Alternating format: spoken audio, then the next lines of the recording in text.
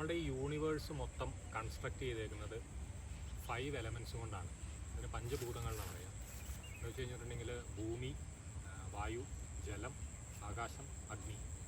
ഈ 5 വസ്തുക്കൾ വെച്ചിട്ടാണ്, എലമെൻറ്റ്സ് വെച്ചിട്ടാണ് ഈ പ്രപഞ്ചം എന്ന് പറഞ്ഞാൽ യൂണിവേഴ്സിലുള്ള എല്ലാ ജീവജാലങ്ങളും നിർമ്മിക്കപ്പെട്ടിട്ടത്. അതേപോലെ തന്നെയാണ് നമ്മളുടെ ഉള്ളിലുണ്ട് ഈ പഞ്ചഭൂതങ്ങൾ. അതുകൊണ്ട് പറയാറുണ്ട്, നമ്മളുടെ ഉള്ളിൽ എന്താണോ ഉള്ളത് അത് തന്നെയാണ് നേച്ചറിലും അല്ലെങ്കിൽ പുറത്തും യൂണിവേഴ്സിലും ഉള്ളത്. അപ്പം മന്ത്രങ്ങളെക്കുറിച്ച് കൂടുതൽ കാര്യങ്ങൾ അറിയണമെന്നുണ്ടെങ്കിൽ ഈ പഞ്ചഭൂതങ്ങളെക്കുറിച്ചുള്ളൊരു മനസ്സിലാക്കലും കൂടെ ഉണ്ടെങ്കിൽ മന്ത്രങ്ങൾ എങ്ങനെയാണ് റിയാക്ട് ചെയ്യുന്നത്, എങ്ങനെയാണ് നമുക്ക് ബെനിഫിഷ്യൽ ആവുന്നത് എന്നുള്ള കാര്യങ്ങൾക്ക് കുറച്ച് വ്യക്തത വരുമെന്ന് തോന്നുള്ളൂ. എൻ്റെ പേര് മനു ചന്ദ്രൻ. എൻ്റെ മറ്റൊരു വീഡിയോയിലേക്ക് സ്വാഗതം. അപ്പം ഞാൻ കഴിഞ്ഞ എപ്പിസോഡിൽ പറഞ്ഞു, നമ്മൾ സയൻറ്റിഫിക്കായി ഒരുപാട് എത്രയധികം അഡ്വാൻസ്ഡ് ആയാലും അതിനനുസരിച്ച് നമുക്ക് ഫിസിക്കലും മെൻ്റലുമായിട്ടുള്ള ഒരുപാട് ട്രബിൾസ് വരുന്നുണ്ട്. അപ്പോൾ ഇതിൻ്റെ ഉള്ളിലേക്ക് നമ്മൾ തിരിഞ്ഞു നോക്കിക്കഴിഞ്ഞിട്ടുണ്ടെങ്കിൽ ഈ പ്രശ്നങ്ങളുടെയൊക്കെ, ഈ പ്രോബ്ലംസിൻ്റെയൊക്കെ യഥാർത്ഥത്തിലുള്ള കാരണം സയൻറ്റിഫിക്കായിട്ടുള്ള എക്സ്പാൻഷൻ മാത്രമല്ല, അതിൻ്റെ ഭാഗമായിട്ട് സംഭവിക്കുന്നത് എന്താണെന്ന് വെച്ച് കഴിഞ്ഞിട്ടുണ്ടെങ്കിൽ നമുക്ക് നാച്ചുറലായിട്ടുള്ളൊരു ഇംബാലൻസ് നമ്മളുടെ ശരീരത്തിലും മനസ്സിലും സംഭവിക്കുക. ആ ഇംബാലൻസ് ആക്ച്വലി സംഭവിക്കുന്നത് ഈ പഞ്ചഭൂതങ്ങളുമായിട്ട് റിലേറ്റഡ് ആയിട്ട്, ഈ 5 എലമെൻറ്റ്സുമായിട്ട് റിലേറ്റഡ് ആയിട്ടുള്ള ഇംബാലൻസ് ആണ് ആക്ച്വലി സംഭവിക്കുന്നത്. അപ്പോൾ എന്ത് പറ്റുന്നു എന്ന് വെച്ച് കഴിഞ്ഞാൽ നമുക്കറിയാം, നമുക്കിപ്പം ഒറിജിനലായിട്ട് ഒരു സാധനങ്ങളും ഒരു ഭാഗത്തു നിന്നും എല്ലാ വസ്തുക്കളിലും ഈ പറയുന്ന പഞ്ചഭൂതങ്ങൾ നിർമ്മിതമാണെന്ന് പറയുമ്പോൾ അതിലെല്ലാം ഒരു തരത്തിലുള്ള എനർജി അടങ്ങിയിട്ടുണ്ട്. അപ്പോൾ നമ്മൾ നോക്കിക്കഴിഞ്ഞാൽ ആറ്റംസിലും മോളിക്യൂൾസിലും എല്ലാ സാധനത്തിൻ്റെയും ബേസിക് കൺസെപ്റ്റ് എന്ന് പറഞ്ഞാൽ ആറ്റംസ് മോളിക്യൂൾസുമാണ്. അപ്പോൾ അതിനകത്തുള്ള എനർജിയാണ് ഈ പ്രപഞ്ചം മൊത്തം റൂൾ ചെയ്യുന്നത്, ഇൻക്ലൂഡിങ് അസ്. നമ്മൾ അടക്കം അതിലാണ് ബന്ധപ്പെട്ട് കിടക്കുന്നത്. അപ്പോൾ നമുക്ക് ഇതിൻ്റെ ഒരു ഒറിജിനൽ സോഴ്സ് ഇല്ല. നമുക്ക് ശുദ്ധമായിട്ടുള്ള വെള്ളം ഇല്ല, നമുക്ക് ശുദ്ധമായിട്ടുള്ള, നമ്മൾ മണ്ണിൽ ചവിട്ടി നടക്കാറില്ല, നമുക്ക് ശുദ്ധമായിട്ടുള്ള വായു ലഭിക്കാറില്ല. അങ്ങനെ എല്ലാ തരത്തിലും നമ്മൾ പൊല്യൂട്ടഡാണ്.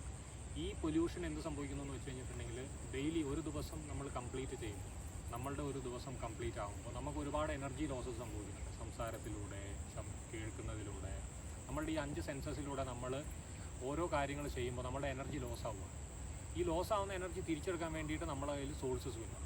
ഇങ്ങനെയാണ് ഒരു 5 എലമെൻറ്റ്സിൻ്റെ ഒരു ഇംബാലൻസ് നമ്മളുടെ ശരീരത്തിലും മനസ്സിലും സംഭവിക്കുന്നത്.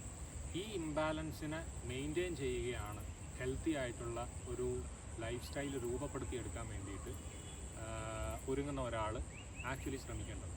ഇപ്പോൾ ഫോർ എക്സാമ്പിൾ, ഉദാഹരണത്തിന് നമ്മളൊരു മന്ത്രം എടുക്കുക, ഓം നമഃശിവായ, പഞ്ചാക്ഷരി മന്ത്രം എന്ന് പറയും. അപ്പോൾ ഓം നമഃശിവായയുടെ റെലവൻസ് എന്താണെന്ന് വെച്ച് കഴിഞ്ഞിട്ടുണ്ടെങ്കിൽ അതിനകത്ത് ഓരോ അക്ഷരങ്ങൾ, അതിനകത്ത് 5 അക്ഷരങ്ങളാണുള്ളത്. നമ ശിവായ. ഈ 5 അക്ഷരങ്ങളും അതിൻ്റെ ട്യൂണും അതിൻ്റെ പിച്ചും അനുസരിച്ച് കൃത്യമായി പറയുമ്പോൾ അത് ഡിനോട്ട് ചെയ്യുന്നത് ഈ 5 എലമെൻറ്റ്സിനെയാണ്. അപ്പോൾ നമ്മളത് വേണ്ട ടോണിലും വേണ്ട പിച്ചിലും അത് കൃത്യമായിട്ട് നമ്മൾ ജപിക്കുമ്പോൾ, അതിൻ്റെ ഒരു രീതിയുണ്ട് ജപിക്കുന്നതിന്. ആ രീതിയിൽ നമ്മൾ ജപിക്കുമ്പോൾ നമുക്ക് നേച്ചറിൽ നിന്ന് ഈ എനർജീസ് നമ്മളുടെ ഓറയിലേക്ക് അല്ലെങ്കിൽ നമ്മളുടെ ശരീരത്തിലേക്ക് നമുക്ക് ലഭിക്കുകയാണ്. ഇത്ര തവണ നമ്മൾ ജപിക്കുന്നു, നമുക്ക് ആ ഊർജം നമ്മളിൽ വരികയാണ്. അപ്പം അങ്ങനെ വരുമ്പോൾ നമുക്ക് സംഭവിക്കുന്ന ഈ ലോസ് ബാലൻസ് ചെയ്യാൻ ഈ മന്ത്രം കൊണ്ട് സാധിക്കും. ഇതേപോലെ തന്നെയാണ് ഫോർ എക്സാമ്പിൾ നമ്മൾ ക്ലാസിക്കൽ മ്യൂസിക് പഠിക്കുന്ന ആളുകൾ നോക്കുക, ശാസ്ത്രീയ സംഗീതം. അപ്പോൾ അതിനകത്തുള്ള അക്ഷരങ്ങളെല്ലാം ഈ പറഞ്ഞ പോലെ തന്നെ സംസ്കൃത അക്ഷരങ്ങളും സംസ്കൃതത്തിൽ നിന്ന് ഉരുത്തിരിഞ്ഞ് വന്ന ഒരു അക്ഷരങ്ങളാണ്. എന്ന് വെച്ച് കഴിഞ്ഞാൽ അത് നേച്ചറുമായിട്ട് കണക്റ്റഡാണ്. അപ്പോൾ ഇത് സ്ഥിരമായിട്ട് പ്രാക്ടീസ് ചെയ്യുന്ന ആളുകൾക്ക് ആ ഒരു പ്രസന്നത അവരുടെ മുഖത്തോ അല്ലെങ്കിൽ അവരുടെ അപ്പിയറൻസിലോ അവരുടെ സ്കിന്നിലോ ഒക്കെ നമുക്ക് പ്രകടമായിട്ട് തന്നെ കാണാൻ പറ്റും. നമ്മളത് ശ്രദ്ധിച്ചാൽ മതി. അല്ലെങ്കിൽ കൂടുതലായിട്ട് മന്ത്രങ്ങളും മറ്റു കാര്യങ്ങളൊക്കെ പ്രാക്ടീസ് ചെയ്യുന്ന ആളുകൾ, ഇപ്പോൾ ഫോർ എക്സാമ്പിൾ നമ്മളൊരു അമ്പലത്തിൽ പോയി ഒരു പൂജാരിയെ കണ്ട്, അയാളുടെ മുഖത്തേത് എപ്പോഴും ഒരു പ്രസന്നത ഏതെങ്കിലും രീതിയിൽ നമുക്ക് കാണാൻ സാധിക്കും. അത് അയാൾ പർപ്പസ്ഫുള്ളി അതിനു വേണ്ടി ഒന്നും ചെയ്യുന്നതായിരിക്കില്ല. അവർ ഒരു ഡെയിലി പ്രാക്ടീസിലൂടെ നമ്മളുടെ സ്കിന്നിലെ സെല്ലുകൾക്ക്, പിന്നെ നമ്മളുടെ ഫിസിക്കാലിറ്റിയിൽ ഒക്കെ വരുന്ന ഒരു റെജുവിനേഷനാണ് ഇത് സൂചിപ്പിക്കുന്നത്.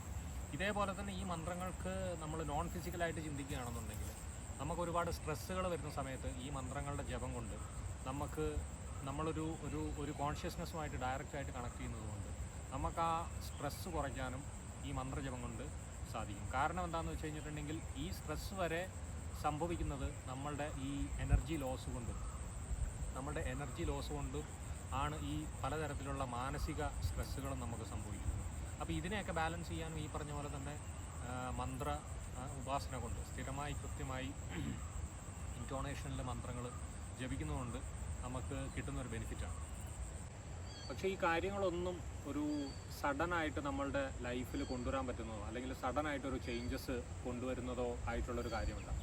അതൊരു സ്റ്റെപ്പ് ബൈ സ്റ്റെപ്പ് പ്രോസസ്സാണ്. അതായത് നമ്മൾ പല തരത്തിലുള്ള ക്ലെൻസിങ്ങിലൂടെ അതിനകത്തേക്ക് എത്തുമ്പോഴാണ് നമ്മളുടെ ജീവിതത്തിൽ ആകമാനം ഒരു ചേഞ്ച് വന്നതായിട്ട് നമുക്ക് ഫീൽ ചെയ്യും. ഫോർ എക്സാമ്പിൾ നമുക്കെല്ലാവരും അറിയാം, നമ്മൾ രാവിലെ സാധാരണ എഴുന്നേൽക്കുന്നതിനേക്കാളും കുറച്ചുകൂടെ നേരത്തെ നമ്മൾ ഉണർന്നു കഴിഞ്ഞിട്ടുണ്ടെങ്കിൽ നമുക്ക് നമ്മളുടെ ഡെയിലി ആയിട്ടുള്ള ദിവസേന ചെയ്യേണ്ട കാര്യങ്ങൾ ചെയ്യാൻ വേണ്ടിയിട്ട് കൂടുതൽ സമയം കിട്ടും എന്ന് മാത്രമല്ല, നമുക്ക് ഒരു അഡീഷണൽ എനർജി വന്നതുപോലെ നമുക്ക് തോന്നാറുണ്ട്. ഫോർ എക്സാമ്പിൾ ഒരു മൂന്നര അല്ലെങ്കിൽ ഒരു 3 മണി 3:30 ആകുമ്പോഴത്തേക്കും നമ്മൾ എണീക്കുക, എന്നിട്ട് ഒന്ന് കുളിച്ചതിന് ശേഷം ഒന്നും ചെയ്യാതെ വെറുതെ കുറേ നേരം ഇരിക്കുക, എന്നിട്ട് നമ്മളുടെ ആ ദിവസം എങ്ങനെയുണ്ടോ ജസ്റ്റ് ഒന്ന് വാച്ച് ചെയ്തു നമുക്ക് തന്നെ മനസ്സിലാവും. നമ്മൾ സാധാരണ നമുക്ക് ഒരു ദിവസം ഉള്ള ഒരു എനർജിയെക്കാട്ടിലും ഒരു 50% മിനിമം ഒരു 50 to 75% എങ്കിലും എനർജി കൂടുതലായിട്ടുള്ളത് നമുക്ക് കൃത്യമായിട്ട് ഫീൽ ചെയ്യും. ആ എനർജി തുടർന്ന് ആ ദിവസം മാത്രമല്ല അന്ന് രാത്രി വരെ നമുക്ക് എക്സ്റ്റെൻഡ് ചെയ്ത് കിട്ടുകയും ചെയ്യും. പക്ഷേ അത് സ്ഥിരമായിട്ട് ചെയ്താലാണ് നമുക്ക് ഈ ഒരു ഫീല് നമുക്ക് കിട്ടുക. അത് വ്യക്തമായിട്ടുള്ളൊരു കാര്യമാണ്. അപ്പോൾ ഇതൊന്ന് പ്രാക്ടീസ് ചെയ്ത് കഴിഞ്ഞതിന് ശേഷം, ഇപ്പോൾ ഫോർ എക്സാമ്പിൾ രാവിലെ ഉണരുന്ന ഒരു ശീലം കൊണ്ടുവന്നതിന് ശേഷം നമ്മൾ ഈ മന്ത്രത്തിലേക്ക് കടന്നു കഴിയുമ്പോഴത്തേക്കും നമുക്ക് അനുഭവപ്പെടുന്ന ഒരു ഫീല് അത് വളരെ പ്രകടമായിട്ട് തന്നെ എക്സ്പ്രസ് ചെയ്യാൻ പറ്റും. അത് ഞാനത് പറഞ്ഞ് മനസ്സിലാക്കുന്നതിനേക്കാളും കൂടുതൽ എനിക്ക് തോന്നുന്നു അത് ലൈഫിൽ അത് കൊണ്ടുവന്നു കഴിഞ്ഞിട്ടുണ്ടെങ്കിലാണ് ആ മാറ്റം നമ്മളുടെ ഉള്ളിൽ പ്രകടമാവുന്നത് നമുക്ക് ഫീൽ ചെയ്യുന്നത്.